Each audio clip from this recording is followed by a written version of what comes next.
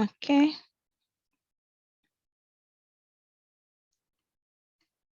So good morning, everyone. Can you hear me? Yes. Okay.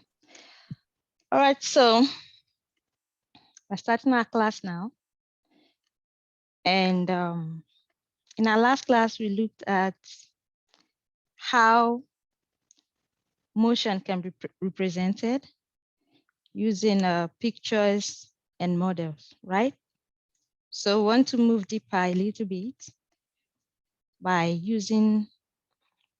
introducing how we can describe motion using units, numbers, and formulas, all right? So, and we're starting today with the speed of moving objects. First, we want to define what speed is. Speed is just defined as the distance traveled in a given time interval over time interval. Okay, so we have in this figure here a description of what this definition is about. We have, for example, the car and the bicycle. We said speed is defined as distance traveled in a given time interval over time interval. So we look at the car and the bicycle example. We have the distance measured from 0, which is the initial point, to 120 feet in one dimension, that is the x-axis. Okay, so observing these two moving objects, the car and the bicycle, we can see that at 1 second, the bicycle will move from 0 to 20. But at the same time, 1 second, the car is moving from 0 to 40. So from our definition of speed, we can see that the movement of the car, that is the distance traveled at a given time interval, is 40 meters. And the car covered this distance in 1 second. So the speed of the car is 40 meters per second. But that of the bicycle will be 20 per second. Okay, so that's simply what we mean by the distance covered at time interval over the time taken to cover that distance. All right. So having done the definition of speed, we'll move to the next one, which is velocity of moving objects. Velocity is defined as displacement over time interval. In our last class, we looked at displacement, which is the change in the distance or in the motion of an object or the orientation of an object from point A to B, because displacement is directional. Okay, so velocity is defined as displacement over time interval. So we use this change in x over change in t as the symbol or the formula for this velocity. All right. So also take an example of two bikes. We said the unique thing about displacement is that it's directional. It has magnitude and direction. Unlike speed, the emphasis is never on direction, but for displacement, the emphasis is usually on both the distance and the direction. Okay, so we see the bike 1 moving to the right and bike 2 moving to the left. That is the direction of their motion. Okay, so bike 1 and bike 2, they are moving at the same speed because they are covering about the same distance at the same time. But when we look at the direction, they are facing different direction. All right, so that is where displacement is a bit different from speed. Okay, So I'd like you to note this formula. Velocity is equal to displacement over time interval. So our first class exercise will be this. So from this formula, it's simple. Just solve this and tell me the answer. Put your answer in the chat. I give you 2 minutes to do that. Okay? I'm expecting response from everybody. Every person in this class, please. Right?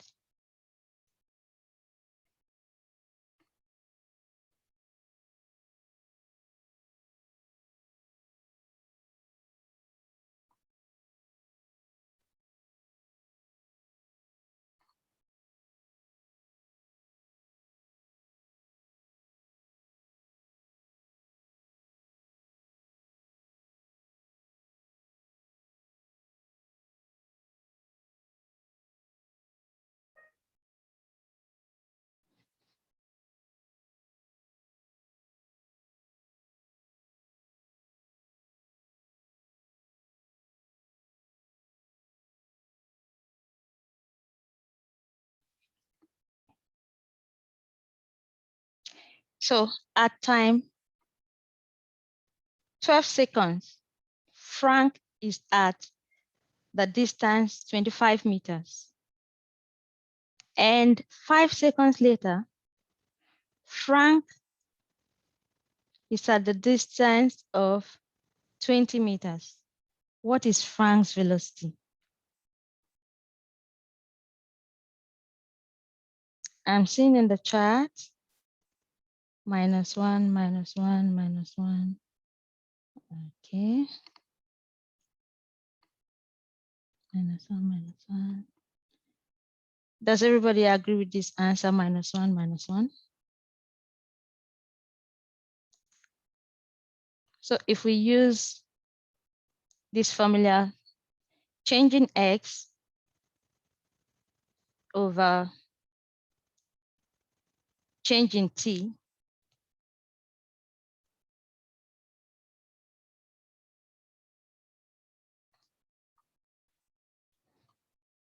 okay. When we said changing x over changing t, we didn't specify change in s to be x initial minus x final, okay? We're just referring to difference in this case, okay? So I know that when you have a negative sign in describing velocity, we're just simply saying it's moving in the positive one-dimensional or negative one-dimensional side, okay? So we'll come back to that, all right? Let's leave that as food for thought for the class. So move on to the next, which is a sense of scale, okay? Now, when we talk about sense of scale, we're going to look at it in 3 different ways: the significant figure, scientific notation, and the units. Now, from this first discussion, we see that the unit for speed is what? Meter per second, right? And it's having the same unit as velocity. That tells us that we will have terms in physics that will have the same units, but they will mean they will have different meaning or connotation to us. All right. So speed, we will look at that in a chapter 2 when we talk about the quantities, vector and scalar quantities. I know we know that. So speed and velocity has the same units. And we will not dwell so much on unit because we will be meeting units as we introduce different terms, okay? We'll just tell us the unit, but we'll just dwell on the significant figure and the scientific notation. So when we talk about significant figure, the first thing to note is how is significant figure different from decimal places, okay? Decimal places is the number of digits after the decimal. Why significant figure is the number of digits that you can see, whether before or after the decimal, okay? So let's take this example. The tactics to noting significant figures. We have 3.73 times 5.7 to give us 21. In terms of significant figure, the first one has how many significant figure? 3. The second one has 2, and this one has 2. So if we want to multiply figures and we have, we're multiplying figures that has different significant figure, our answer should take the least significant figure. Okay, so this is important because most of the time when you're given objective questions, you want to know, okay, until you see the options and you solve your, you see the options, it will help you. But when you are given theoretical question where you have to show your answers, this will guide you on how to present the final answer, okay? So that's the importance of this topic now to us, okay? So when you have something, when you have to multiply a higher significant figure with a lower significant figure presentation, you have to make your answer to take the least significant figure. So we have 3 and 2, but our answer is in 2 significant figure, okay? So when it comes to addition, we follow the same rule, keep the least. So if, for example, it is 18.55 and not 18.54, you have to approximate first, then add, so that your last answer will have the least decimal place. So we see the first one, we took the least significant figure. We came to addition, we are taking the least decimal place. All right. Are we together? Okay. So, but we'll have some exceptions in sciences when we come to staying with these rules. We have some numbers that they already have standard values. You can't really do much in reducing them or keeping to the rules of staying with the least decimal place or significant figures. We have such as the pi and then standard formulas. So for such, we just stay with what we have. All right. Am I moving too fast? No, you're good. Okay. So we just follow those notation. And when in your test, you will see the tactics bus 1.1. We'll have more details about how to use this, but I'm just highlighting the points to us right now, because that's how we'll be applying them in calculation. Okay.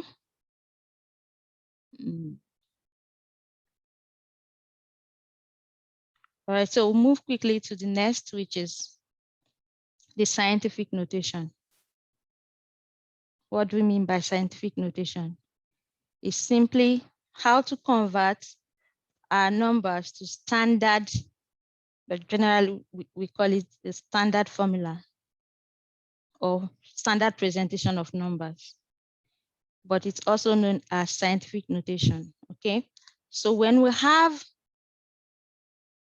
numbers presented in so many digits, we just want to find a way to make it, present it in the standard way, which we call the scientific notation.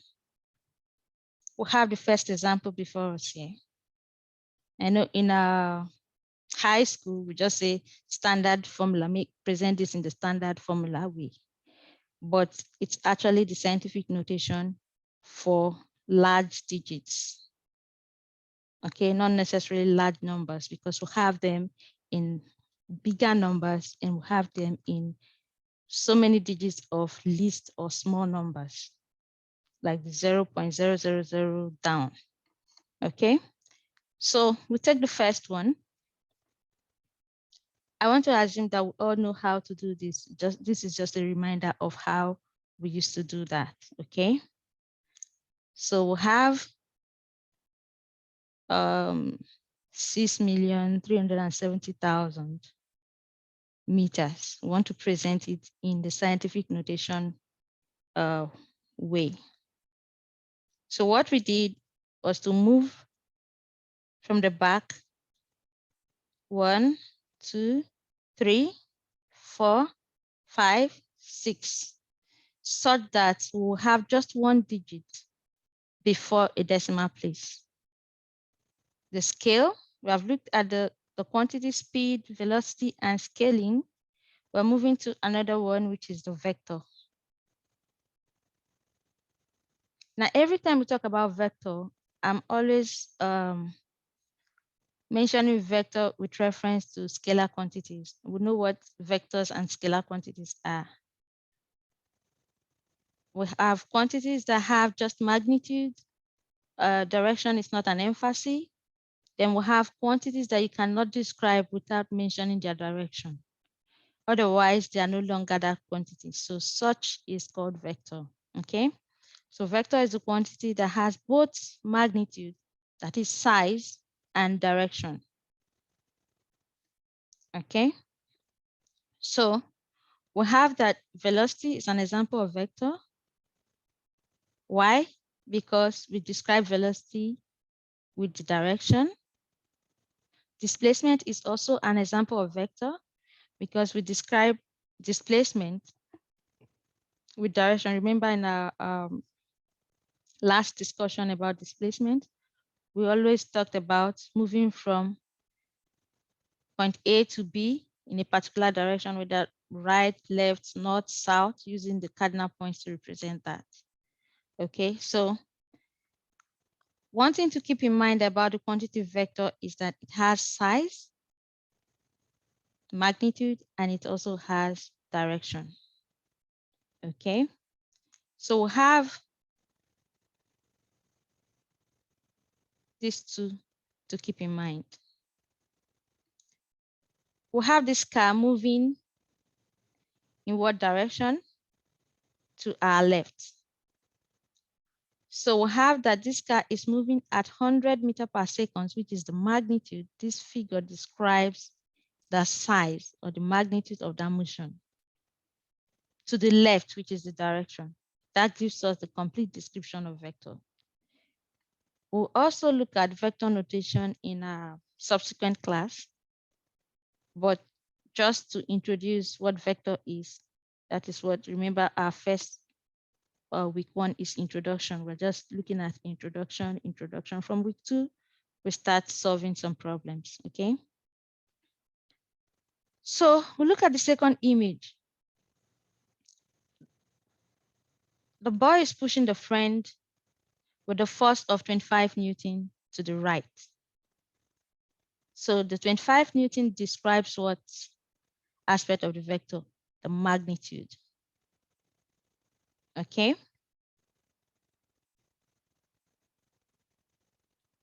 Then the description of this magnitude, the one thing we want to emphasize about magnitude is that magnitude of a vector can be positive or 0, but it can never be negative. Okay, So when we have the representation of magnitude, that is value, like having minus 10 meter per second in the description of the velocity or motion of objects. When we want to speak about that in terms of vector representation, we have to take the absolute value of that figure, following this rule that the vector, the magnitude of a vector, can only be positive or zero, but cannot be negative. Okay, but we can use signs like positive and negative signs to represent the direction. But when we want to present that in terms of the magnitude of the vector, it's going to be its absolute value, and the emphasis will not be on the sign. Okay, is this statement clear? We'll see how it applies when we start solving problems. Okay, so we have looked at vector. We said we have examples of vector to be velocity and displacement. So let's look at displacement vector. What is unique about displacement vector, or what is the point to keep in mind about displacement vector? Displacement vector is only going to describe the displacement from the start to the end. It does not matter what happens in between. Okay? The emphasis is the start and the end. So we can see from this figure, the boat moved from let's say point A to B. But we can see it took a curve to get to point B. But when we want to describe the displacement, we just drew a straight line from the start to the end. Can you see that?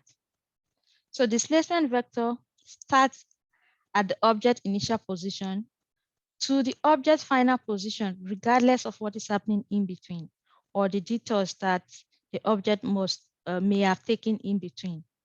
Okay, so the motion diagram for displacement vector will span from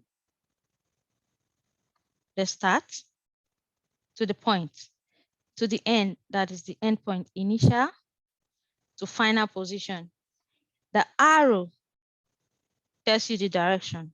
Okay, if this arrowhead was on this side, the direction would be this way, right? So the arrowhead tells us the direction of the moving objects. Okay, so let's take this exercise. Alice is sliding along a smooth, icy road on her sled when she suddenly rushed headfirst into a large, very soft snowbank, and that gradually brings her to a halt.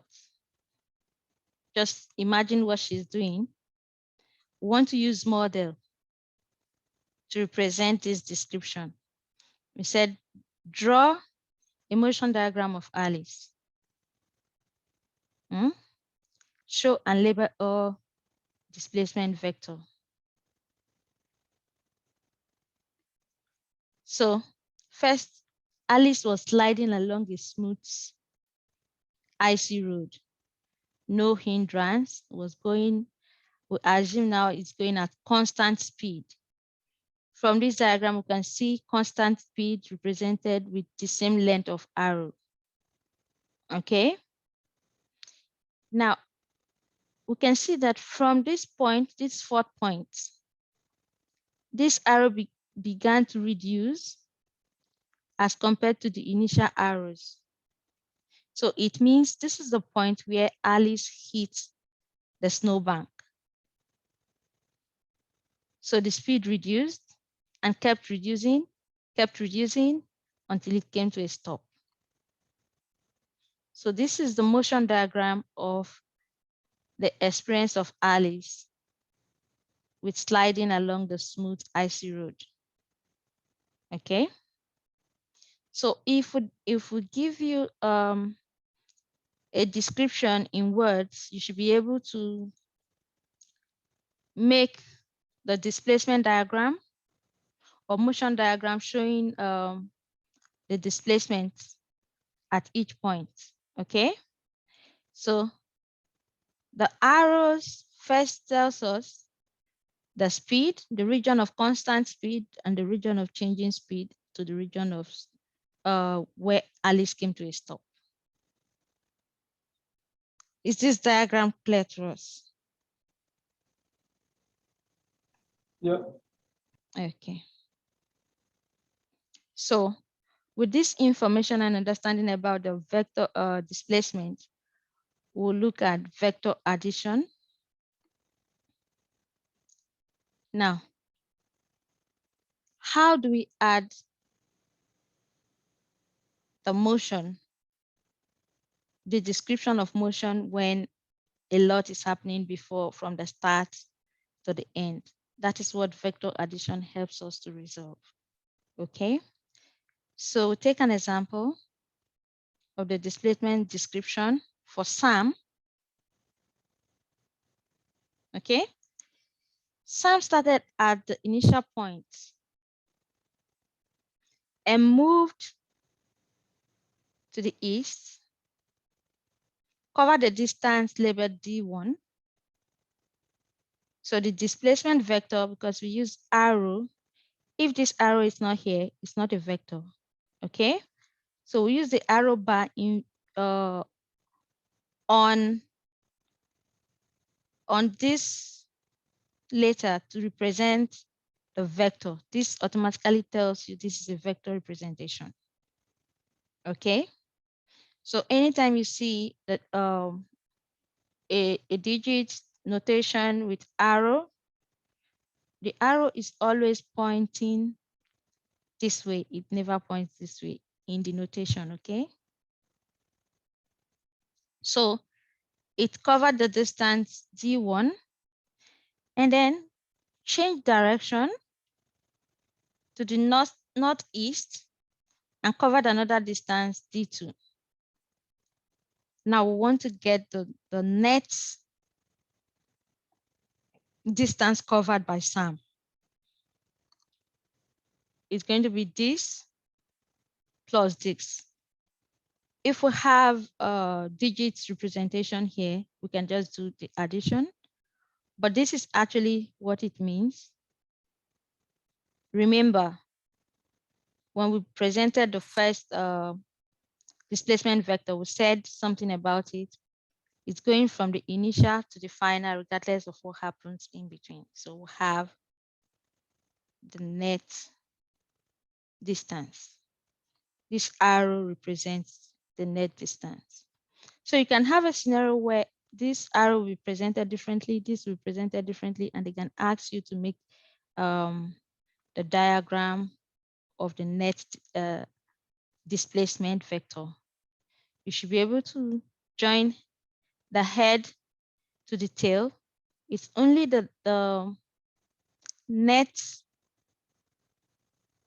distance that can have two heads to one direction. Okay. Note this difference we'll see in the exercise we'll have to do next. Okay. Do we understand this part? Can we proceed? Can we proceed? Yes. Okay. Feel free to come to the mic, please, because sometimes I'm not looking at the chat. Thank you. Okay, so with that understanding, let's look at some ways to add vectors when we're not describing the motion of a person or objects. So we just have the vector A and vector B. We want to add these two vectors. We can move either of the vectors to any side, okay? as long as we are joining head to tail. Okay, so if you move a vector to a position where it does not join head to tail, you know that the movement is not appropriate. Okay, so we have vector A plus vector B, and we want to get the net vector or resultant vector. Net vector in some textbook is also called resultant vectors. Okay, so if you are using a different textbook or you're just reading something on the web, you see the word net vector or resultant vector, they mean the same thing. So we'll have the arrow for A, it's the same direction, the same length. We join to the tail of B. So we make a diagram to get A plus B. You notice that if you draw this last one to this side, it's going to be tail to tail, tail to tail. So we'll not be able to tell which line is A plus B. If this is missing, this is missing, this is missing, you automatically from the arrow placement can tell that this is a resultant vector.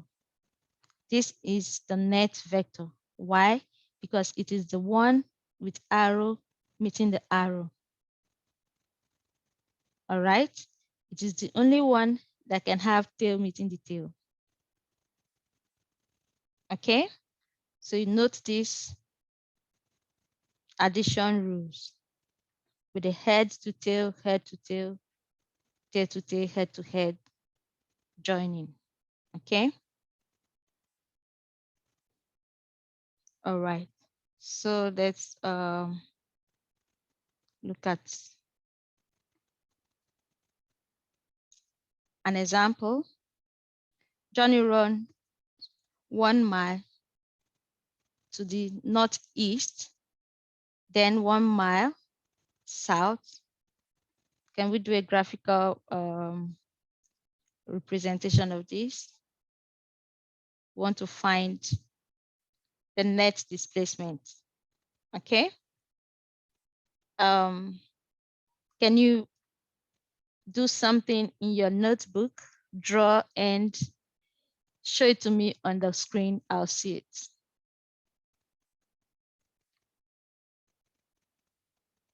Once you have some your diagram, just come to the mic so that I can see your screen, okay?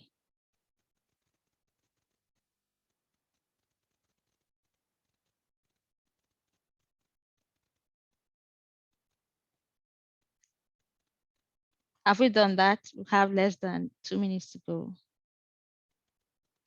Did you do something? Can I see? Great. Yeah, so we have northeast, then south, tail to tail, head to head, correct. Good, Katie got it. Okay, so let's look at the velocity vector. So we've looked at displacement vector, we've looked at how to represent that. When it comes to velocity, it's not different from what we used to know. We have already established that the length tells us the bigger the length, the more the speed, the shorter, the less speed we have, okay? So this is just emphasizing the same thing. Where we have D with the arrow to represent the displacement vector, we'll have V with the arrow to represent the velocity vector, okay? D with the arrow for displacement. So we'll have a displacement vector, the velocity vector. Okay, the displacement vector are lengthening, which means the car is speeding up. They are increasing in length. So the longer the velocity, it indicates the speed up of the car. You see, for the displacement and the velocity, they mean the same. This let's quickly look at the velocity vector. Jake threw a ball up to experience a free fall and Jim caught the ball. Draw a motion diagram of the ball with the velocity vector. We noticed that when Jake threw the ball, it moved at a faster speed and it got to the peak where it comes to a stop in the air. When it's going to a stop in the air, you can see the length of the vector reduces. It got to the stop, it started coming down and increased again. Does the diagram make sense to us? Can we picture that? Okay, you can come to the mic, Jade. I was just going to ask before class ends if we could go back to that question that we all answered, the -1, and then Yes. we didn't know if it was right or not. Yeah, we'll go back. The class, we have this is like the last slide and then the assignment. Okay, we'll go back there. Then I'll also post the comment about that because I know some of us have another class to quickly run to. Okay, so and that is why I'm always giving 10 minutes before the start time so that we can discuss some of the things we checked about the last class and we can make comment. Also feel free to send me a chat, send me email about any question you may be having because sometimes I might not be in my office in school, okay? But if we have to meet in person to discuss on any subject or topic or question, we'll arrange the time or we'll create a time on Zoom. We'll announce to the class. It can be outside our regular schedule, all right? Okay, so if you have another class, you're free to exit now. The class has come to an end. This is the last stop and think. Okay, so this stop and think, if you don't have another class, you can make a diagram of this stop and think and show me the same way Kate did. All right. Those of you silent participants, I'll learn your names and start calling you one after the other, okay? So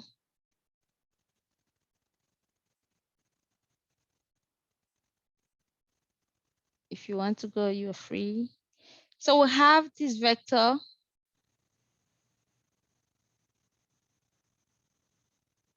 P. We want to add which of these is the correct answer. Just put in the chat A, B, C, D. The one you think, B, B, B, B, B, B, B, B, B. Yep. B, B, B. Is there anybody with different answer? B, B, B. Okay. So we know how we got B. Yes. Yep. Yep. Yes. Correct. You got it. Okay. So we notice that no matter how we place it, the resolution or the net or resultant vector, let me use the word net because that's what the word we have in our textbook. The net vector will give us the arrow B, okay? All right, so this is the assignment for some persons who asked about the due date. I said the due date will be 13th. If you have any reason not to meet up with 13th, just notify me before time. All right. I know some of us, some students are in quarantine, so they're not able to access some facilities right now. So make excuses for them. So if you have any reason not to meet up with the assignment, just let me know before time, okay? And this is the chapter 1 in like the physics textbook, like in this thing. Yes.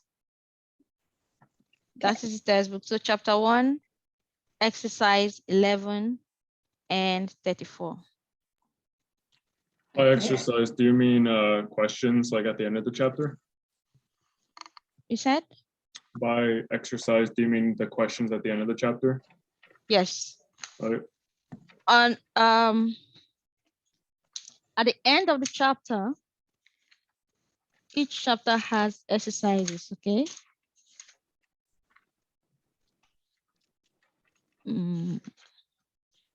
Okay, so we have the part that is question, and we have the part that says problems, okay? So when I say exercise 11, I'm referring to the part that says problem. If you have the textbook, you have the part that says question, and then there's another part that says problem. The part that says question has 11 and 13, and the part that says problem has 11 and 13. I'll be more specific in the next one, but I'm referring to the 11 and 34 on the part that says problems. Okay? Got it. All right. Any other question?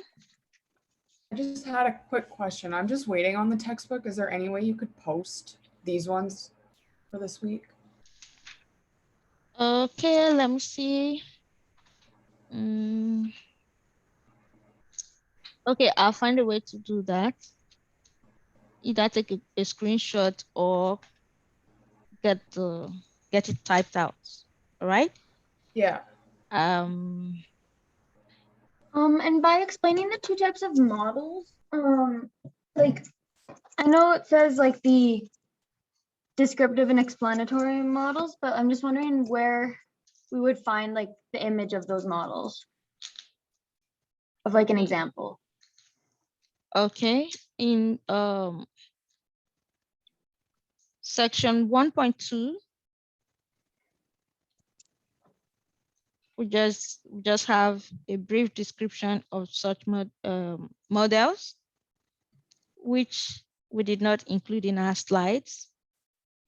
So the essence of that is just for you to not say descriptive model and not get used to what it represents or what it stands for. All right. So if you want to have like an example, we have a lot of them in our textbook. We'll be meeting so many examples because what we do is we are using actually both models to explain our motion details. Okay, one is describing and one is just explaining. When we start using experimental figures, digits, we're actually trying to define more of the explanatory than the descriptive, okay? So the first part of our classes, we're using the descriptive, describing the motion, drawing, just to give you the pictures. But when you start adding values and units to it, we're going more detailed into explanatory, all right? And these are just basic definitions, because when we go advanced class about model, we have beyond just two, but they are classified into two broad classes, descriptive and explanatory. Okay.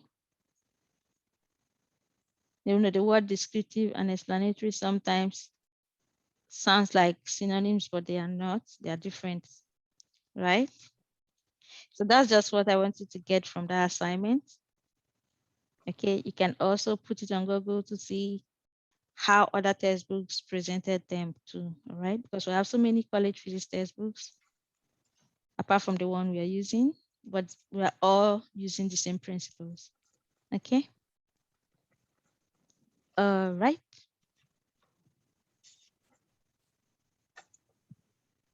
Okay, just, so I'll pose the question. Let's see how I'll type it out and post it on Moodle.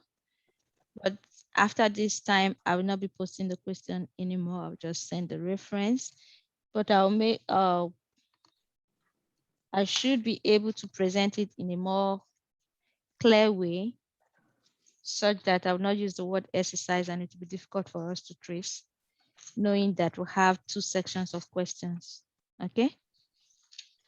To submit, do you want us to just like take a photo of our work or something like that? or like scan it or something and then submit that?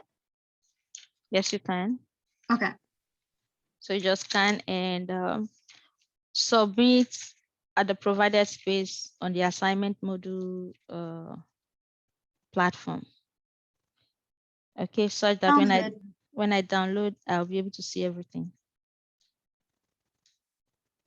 Yeah, I'll post the question. And for those of you without the test, you see the post before the end of today. Okay, All right, thank you. thank you. And I also post the explanation for the first exercise we did. The second one, I'll try and post something as well about that. Okay. All right. You're going to post about that one question that we did in this lecture today? Yes. Okay. So I'll post that, post the question. Let me take note of the promises I'm making. So I'm posting that. Then I'm posting the question. And what else? Did I make more than 2 promises today? Just to the solution to the first exercise and then the question on the assignment, right? Am I missing anything? No. I'm not at liberty to give you the textbook. Okay. We have the textbook in our departmental library if you need the hard copy. And if you need the soft copy also, you can visit the university library for that. Okay. What else? I think I've answered everybody, right? Yeah.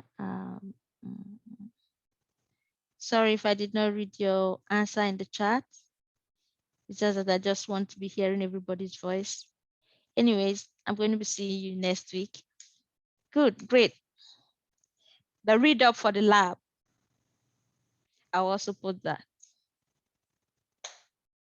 We'll have our lab from next week. Okay. All right, thank you. Thank you. All right. So have a great day. Bye-bye, everyone.